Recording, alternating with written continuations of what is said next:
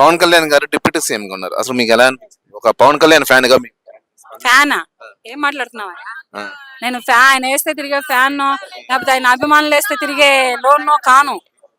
పవన్ కళ్యాణ్ అంటే పవన్ కళ్యాణ్ నేనంటే నేనే. అతనికి అభిమానులనైతే నేనైతే కాను ప్రస్తుతానికి. ఏంటంటే అతని ఒక పిలుపు కోసం నేను కూడా వెయిటింగ్ లో ఉన్నాను.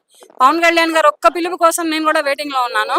బట్ ఎప్పుడు పిలుస్తారా అనేది నేను బిఫోర్ ఎలక్షన్ బిఫోర్ వెయిట్ చేశాను. అంత రాలేదు నాకు. ఇప్పుడైనా కానీ వస్తుందని ఆశపడుతున్నాను. పవన్ కళ్యాణ్ గారి గురించి మాట్లాడడానికి ఏమీ లేవు. అతను ఒక ప్రజా సేవకుడు. ప్రజలకి దేవుడిచ్చిన గిఫ్ట్. ప్రజలకి అంజనాదేవి గారు ఇచ్చినటువంటి ఒక వరం. ప్రజల సేవకుడు, ప్రజలకి ఒక నాయకుడు. ప్రజలకి నాన్నైనా, అమ్మైనా, తమ్ముడైనా, తండ్రైనా, చెల్లైనా, అక్కైనా ఎవరైనా సరే నేనున్నాను, నీకోసమే నేను వచ్చానురా, నువ్వు పడుతున్న కష్టాలు చూడలేక, నువ్వు పడుతున్న బాధల్ని చూడలేక, నీ ఆకలి తీర్చడానికి, నీ ఆవేదనలు వినడానికి వచ్చానురా అని వచ్చినటువంటి ఒక దేవుడు పవన్ కళ్యాణ్. ఇప్పుడు అతన్ని దేవుడుగానే భావిస్తున్నారు. ఆంధ్రప్రదేశ్ ప్రజలు మొత్తం కూడా దేవుడుగానే భావిస్తున్నారు. ఒక మూవీలో మగువా ఓ మగువా అని ఆక్రందనలు వినేవారు ఎవరు లేరా అని ఒక లెటర్స్ ఉన్నాయి. అలా కాదు, ఇప్పుడు ప్రజల ఆక్రందనలు వినడానికే వచ్చినటువంటి దేవుడు. ఈ దేవుడు రాలేక, దేవుడు ఈ బాధలన్నిటిని తీర్చలేక పవన్ కళ్యాణ్ గారిని పంపించారనమాట. ఇకనైనా నువ్వు నా రూపంలో ఉండి నా బిడ్డలకి, నా జనాలకి నువ్వు సేవ చేసుకో, నీ రూపమే నేను, నా రూపమే నువ్వు అని దేవుడు రూపంలో వచ్చినటువంటి ఒక దేవుడే పవన్ కళ్యాణ్ గారు. ఆకలి అన్న వాళ్ళకి అన్నం, నీడ లేదనే వాళ్ళకి నీడ, పని లేదనే వాళ్ళకి పని, మాకు మనశాంతి లేదనే వాళ్ళకి సరదాగా అలా చెయ్యేసి ఒక చిరునవ్వు నవ్వితే పవన్ కళ్యాణ్ గారు ఆ బాధలు ఎటుపోతాయో తెలియదు. ఒక్క ఫోటో తీసుకుంటే ఆ సంతోషాలు ఎటుపోతాయో తెలియదు. అంత అటువంటి ఆనందాన్ని, అంతటి సంతోషాన్ని ఇవ్వడానికే వచ్చినటువంటి God is gift deputy CM గారు అయినటువంటి పవన్ కళ్యాణ్ గారు. అతని గురించి ఎంత చెప్పినా, ఏం చెప్పినా, ఎన్ని చరిత్రలు రాసినా చాలా తక్కువే ప్రస్తుతానికి నాకు తెలిసినంత వరకు అయితే.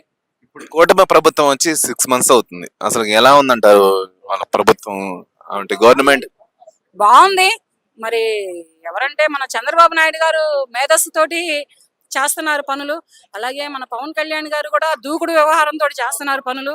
ఈయన మేధస్సుతనానికి, ఈయన దూకుడుతనానికి కలిపితే ఒక రేంజ్ లో ఉంటుంది. కాకపోతే ఏంటంటే ఫస్ట్ వచ్చినమ్మటనే చల్లగా సప్పగానే ఉంటుంది. మిడిల్లో వెళ్తుంటే ఒక రేంజ్ లో వెళ్తుంది అనమాట. ఇప్పుడు ఆంధ్రప్రదేశ్ డెవలప్మెంట్ అవ్వాలి అంటేనే సరైన నాయకుడు, సరైన ముఖ్యమంత్రి వీళ్ళిద్దరు అయితేనే, పవన్ కళ్యాణ్ గారు, చంద్రబాబు నాయుడు గారు అయితేనే ఒక రాష్ట్రం అనేది ఒక డెవలప్మెంట్ అవుతుంది. ఇప్పుడు ఉన్న అన్ని డెవలప్మెంట్ రాష్ట్రాల కంటే కూడా ఆంధ్రప్రదేశ్ రాష్ట్రం ఒక రేంజ్ లో డెవలప్ అవుతుంది.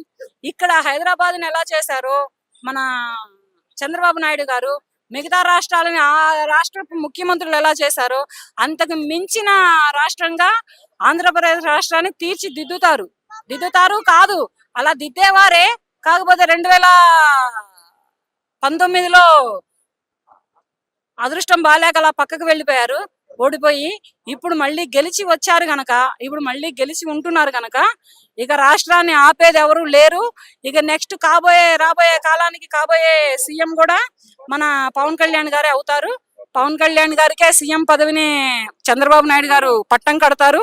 ప్రజలు కూడా పవన్ కళ్యాణ్ గారినే సీఎం కావాలని కోరుకుంటున్నారు.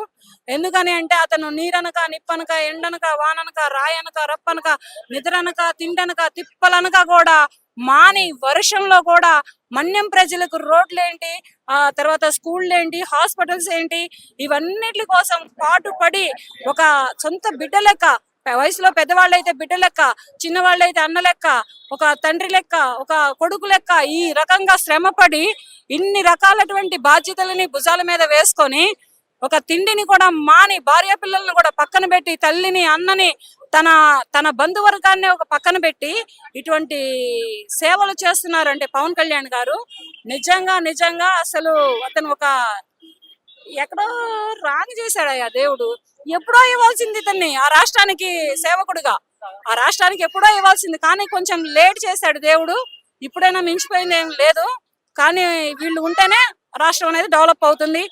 యువతకి ఉద్యోగాలు దొరుకుతాయి, ఎవరికైనా బిజినెస్లు దొరుకుతాయి, వేరే దేశ విదేశాల నుంచి రాబడులేంటి, పెట్టుబడులేంటి, కంపెనీస్ ఏంటి, తర్వాత ఏవైనా కానీ రావాలి అంటే మన టీడీపీ ప్రభుత్వం, మన జనసేన ప్రభుత్వం, ఈ కూటమి ప్రభుత్వం అక్కడ ఉండి కొన్నాళ్ళ పాటు నడిస్తేనే యువత అనేది అక్కడ ఏంటంటే ఆకలితో చనిపోయేవాడు ఇంకెప్పటికీ ఆకలితో చనిపోడు. అక్కడ పని లేదు అనడానికి వీలుండదు. అక్కడ తాగి తందనాలాడేవాడు కూడా పొద్దున్నే లేచి దుప్పటి దులుపుకొని ఉరికెడతాడు అనమాట. అమ్మో పవన్ కళ్యాణ్ గారు పనిస్తున్నారంట, అమ్మో చంద్రబాబు నాయుడు గారు పనిస్తున్నారంట, అమ్మో మోడీ గారు అవ్విస్తున్నారంట అని దులుపుకొని పని చేసుకొని బ్రతికే స్థాయికి సోమరితనాన్ని వదిలిపెట్టి ఈ పథకాలు ఇచ్చి ఆ పథకాలు ఇచ్చి అక్కడ దొంగలు చేసి ఇక్కడ దొంగలు చేసినటువంటి సోంబేరితనం, ఈ 5 ఏళ్ల బట్టి ఉన్న సోంబేరితనాన్ని ఈ కూటమి ప్రభుత్వం తరిమి కొట్టి ఒక రేంజ్ లో యువతని నిలబెడుతుందని నేను గట్టిగా నమ్ముతారు. గట్టిగా నమ్మడం కాదు, స్టాంప్ గుద్దు చెబుతున్నాను.